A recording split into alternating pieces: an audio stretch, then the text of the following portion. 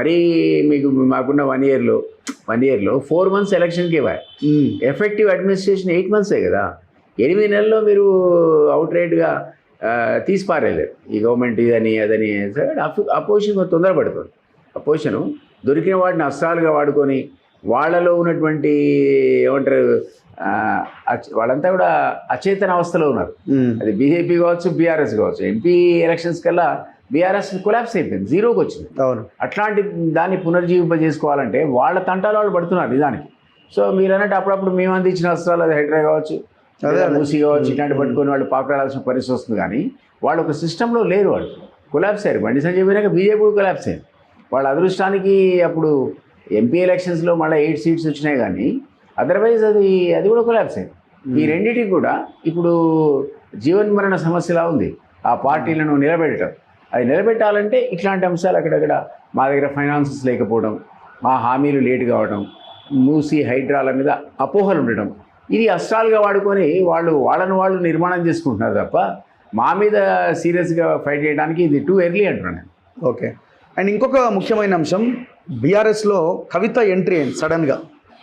Reason ఏంటని మీరు అనుకుంటున్నారు? అంటే ఈ సమయంలో రాదా, మేము 3-4 నెలలు పట్టొచ్చు, 6 నెలలు పట్టొచ్చు, ఇట్లా రకరకాల చర్చలు జరిగినాయి.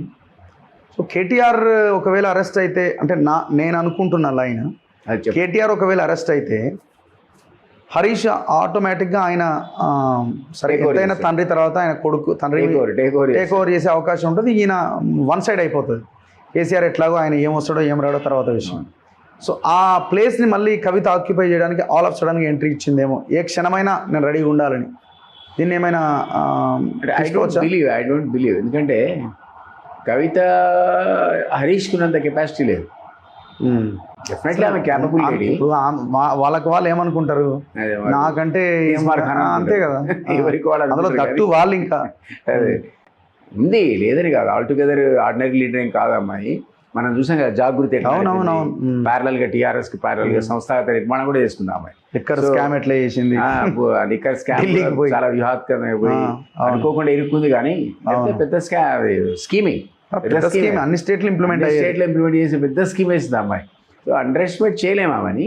But just like that KTR స్థానాన్ని ఆమె ఆక్యుపై చేస్తాను అనుకోరు. పార్టీ కూడా యాక్సెప్టెన్స్ రావాలి కదా.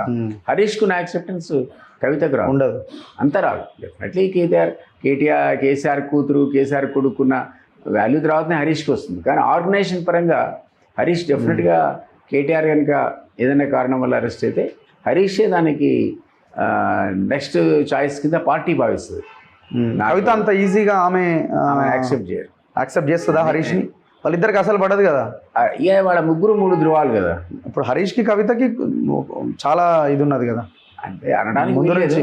బట్ 3 ధృవాలే. 3 ధృవాలు. ఈవెన్ కేటీఆర్, హరీష్, మన కవితకు కూడా అంత పెద్ద ర్యాపో లేదు. ఓకే. సో 3 ధృవాలే వాళ్ళు. సో అది కేసీఆర్ ఇచ్చే లిఫ్ట్ని బట్టి ఉంటుంది. ఈ ముగ్గురికి ఉన్నటువంటి సమాన అవకాశాల్లో కేసీఆర్ ఎవరిని లేపితే వాళ్ళే లేస్తారు కదా. సో అట్లా ఉన్నారు వాళ్ళు. బట్ కాస్త ఆర్గనైజేషన్ పరంగా హరీష్ డెఫినెట్లీ ఆమె కంటే కొంచెం ముందు ఉంటాడు. సో ఇప్పుడు ఎవరితో కుమ్మక్కయ్యారు? కాంగ్రెస్ అంటుంది, బీజేపీ, బీఆర్ఎస్ కుమ్మక్కయ్యారు, అందుకే గవర్నర్ దగ్గర ఫైల్ పెండింగ్లో ఉందని కాంగ్రెస్ అంటుంది. బీఆర్ఎస్ కేటీఆర్ ఏమంటుందంటే లేదు వాళ్ళిద్దరే ఉన్నారు, కాంగ్రెస్ కమలం 2 కలిసిపోయినాయి, అందుకే రేవంత్ రెడ్డికి ఎంపీలు కొంతమంది సపోర్ట్గా నిలబడుతున్నారు, రక్షణ కవచంగా నిలబడుతున్నారని కేటీఆర్ అంటున్నాడు. బీజేపీ అంటున్నది, కిషన్ రెడ్డి మాట్లాడుతున్నారు నిన్ననే, కేసీఆర్ బీఆర్ఎస్ అండ్ కాంగ్రెస్ ఇద్దరు కవల పిల్లలు, ఇద్దరు ఒకరినొకరు ప్రేమించుకుంటున్నారని బండి సంజయ్ కూడా అదే విషయాన్ని చెప్పడం జరిగింది. ఒకటి నా ఉద్దేశంలో ఏంటంటే గవర్నర్ ఫైల్ ఎందుకు పెండింగ్ పెట్టడం నాకు అర్థం కావట్లేదు. నిజంగా మాకు ఆయన కనుక అంటే ఆ పార్టీకి కానీ సత్సంబంధాలు ఉంటే అది విదిన్ 1 week 1 day వచ్చేది. ఆయనకి అది రాలేదు. There is something wrong. ఏ టైప్ ఆఫ్ చర్చలు వాళ్ళతో జరుగుతున్నాయో మనకు తెలియదు. వీళ్ళు హైకోర్టుని అడ్డం పెట్టుకొని, ఇదివరకు హైకోర్టుని అడ్డం పెట్టుకొని వీళ్ళు ఈ మైగ్రేషన్ ఆపుకున్నారు. ఆ 10 మంది పోయారు. సడన్గా హైకోర్టు వీళ్ళు పోయి డిస్క్వాలిఫికేషన్ కోసం పిటిషన్ ఇచ్చి అది వస్తుంది, అనుకూలంగా వస్తుంది, రేపో మాపో ఎలక్షన్స్ తప్పో అనేటువంటిది చాలా ప్రబలంగా పబ్లిక్లో తీసుకెళ్లారు. ఎమ్మెల్యేలో కూడా అనుమానం వచ్చింది, మేము డిస్క్వాలిఫై అవుతాం కావచ్చు అని. అది హైకోర్టు తీర్పు పట్ల అనుకూలంగా రాకపోవడం. ఇప్పుడు కొత్తగా ఏమైందంటే మార్గం మళ్ళీ ఓపెన్ అయింది. అంతకుముందు సీఎం అన్నట్టు ద్వారాలు తెరిచి అన్నాడు కదా, ఇప్పుడు మళ్ళీ మహేష్ కుమార్ గౌడ్ చాలామంది నాతో టచ్లో ఉన్నారు. అంటే ఈ 10 దగ్గర దాటి ఇప్పుడు మళ్ళీ మిగిలిన 15 మందిని కూడా తీసుకునే కార్యక్రమంలో కాంగ్రెస్ ఉంది అని ఓపెన్ కనపడుతుంది. ఓకే, అధికారం వైపు వాళ్ళు పోవాల్సిందే. కాబట్టి ఇక్కడ ఎవరికి బీఆర్ఎస్తో మాకు అలయన్స్ ఉండే సమస్య లేదు.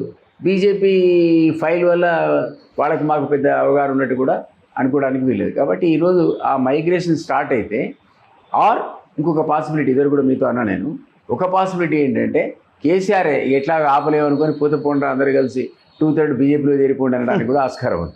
ఎవరు కేసీఆర్ అంటాడా? కేసీఆర్ అనాల్సి వస్తుంది. ఎందుకంటే నువ్వు ఆపలేక 15 మంది వెళ్ళిపోయిన అనుకోండి కథం అయిపోతుంది. అదే ఈ 15 మంది 20 మంది మిగిలిన వాళ్ళు అడిపోతే 2/3 అడిపోతారు. అప్పుడు బీజేపీలో మీరు చేరితే మీకేం లేదు కదా, డిస్క్వాలిఫైగా కారు. ఎందుకంటే టెక్నికల్ అంత పెద్ద పని చేస్తాడా? బీజేపీకి వెళ్ళామని పార్టీని చంపుకున్నట్టే కదా కేసీఆర్. ఇంకేముంటుంది, ఆయన ఉంటాడు టెక్నికల్గా, ఆయన ఉంటాడు ఇట్లా బయట. వీళ్ళు ఒక భాగం తీసుకుపోయి అందులో కలిపి అప్పుడు కేంద్రంతో మంచి సంబంధాలు పెట్టుకొని కొత్త పార్టీ తరఫున ఈయన మళ్ళీ ప్రచారం వాళ్ళు ఈజీగా మింగేస్తారు. ఎంతసేపు వాళ్ళు కథం చేస్తారులేండి. కానీ బట్ మీరు ఇదైతే పాసిబిలిటీ ఉంది కదా కాంగ్రెస్ మిగిలిన తీసుకోవడానికి కూడా. లోకల్గా ఉన్నటువంటి అధికారాలు ఇవన్నీ చూసి గతంలో టీఆర్ఎస్ చేసిందే కదా, అవును, ఆ 15 మంది వచ్చే అవకాశం అయితే ఉంది కదా. 15 అయితే 10 వస్తారు, ఇంకో 5 వస్తారు. డిస్క్వాలిఫికేషన్ అయితే ఇప్పుడు అయ్యే సమస్య లేదు, స్పీకర్ చేయడు, ఛాన్స్ లేదా?